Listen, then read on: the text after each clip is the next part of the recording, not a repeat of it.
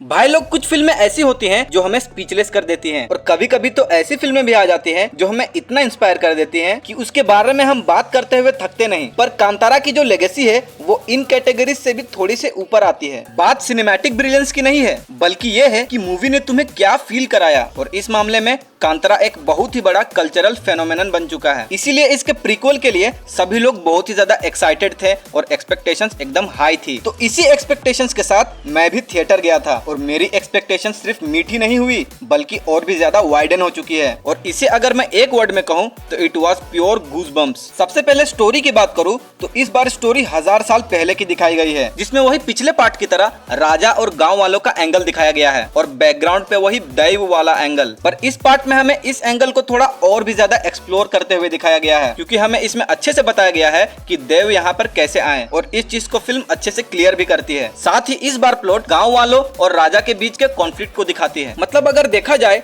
तो फिल्म का टेम्पलेट पिछले पार्ट के जैसा ही है, लेकिन इस चीज को फिल्म बड़े स्केल में दिखाती है। फिल्म का स्टाइल भी पिछले वाले पार्ट की याद दिलाता है, क्योंकि इसकी सिनेमेटोग्राफी से लेकर टोन तक सब कुछ वैसा ही है। इसमें भी वही रॉ और अर्थी एस्थेटिक है जो एक बेहतरीन एटमॉस्फेयर क्रिएट करती है। और भाई विजुअल्स जेन्युइनली इतने खूबसूरत हैं कि तुम्हारी आंखें चिपक सी जाएंगी, क्योंकि ये इतना रियल लगता है कि तुम्हें महसूस होगा कि जैसे वीएफएक्स का यूज ही नहीं हुआ है। भाई 125 करोड़ के बजट में ऋषभ शेट्टी ने जो स्केल क्रिएट किया है ना, जिसे देखने के बाद बड़े बड़े प्रोडक्शन हाउसेस की आंखें शर्मा जाएंगी। ये होता है जब फिल्म का प्रॉपर पैसा सिर्फ प्रोजेक्ट पर ही लगा हो, एक्टर्स के 10 से 20 वैनिटी वैन्स पे नहीं। सीखो बॉलीवुड वालों सीखो। खैर टॉपिक में आते हैं तो फिल्म में इस बार का बैकग्राउंड स्कोर पिछले पार्ट की तरह ही पावरफुल है और ये बिल्कुल फिल्म के मूड को कॉम्प्लीमेंट करता है। और सच कहूँ तो जब रिचुअल्स और चैंट्स का बीजीएम बजता है ना, पूरे थिएटर का माहौल एकदम अलाइव हो जाता है। स्टोरी की बात करें तो फिल्म के पहले 15 मिनट ही तुम्हें पंप अप करने के लिए काफी है। मतलब शुरुआत में ही एक ऐसा धमाका मिलता है जो एटमॉस्फेयर को पूरी तरह सेट कर देता है। और फर्स्ट हाफ में बहुत सारी चीजें पैरेलल चलती है, जिसमें से कुछ चीजें तो मुझे फिलर्स की तरह लगी, फिर भी ये स्टोरी को एंगेजिंग बनाई रखती है। हाँ, पर्सनली मुझे लगा कि कॉमेडी का डोज थोड़ा सा ज्यादा हो गया। इसके जोक्स लैंड करते हैं, पर कहीं न कहीं वो सीरियस वाइब जो कांतारा की पहचान थी थोड़ी सी हल्की पड़ जाती है। लेकिन फिर आता है सेकंड हाफ, और मैं चैलेंज करके बोलता हूँ कि सेकंड हाफ में तुम्हारी आंखें स्क्रीन से चिपक सी जाएंगी, क्योंकि सेकंड हाफ में माहौल एकदम सीरियस हो जाता है। और भाई क्या एक्टिंग की है सारे एक्टर्स ने, तुम किसी के ऊपर भी उंगली नहीं रख सकते हो, सबने अपना बेस्ट दिया है। अब तुम सब सोच रहे होगे क्या इसका क्लाइमेक्स भी पिछले पार्ट की तरह उतना ही क्रेजी है? तो जवाब है हाँ, लेकिन भाई यहाँ पे उसका 10x मिलेगा, क्योंकि सेकंड हाफ और क्लाइमेक्स में ऋषभ शेट्टी की जो एक्टिंग है ना, वो एकदम अलग ही लेवल पे पहुंच जाती है। Pure divine energy. साथ ही फिल्म के कुछ सीन्स तो ऐसे हैं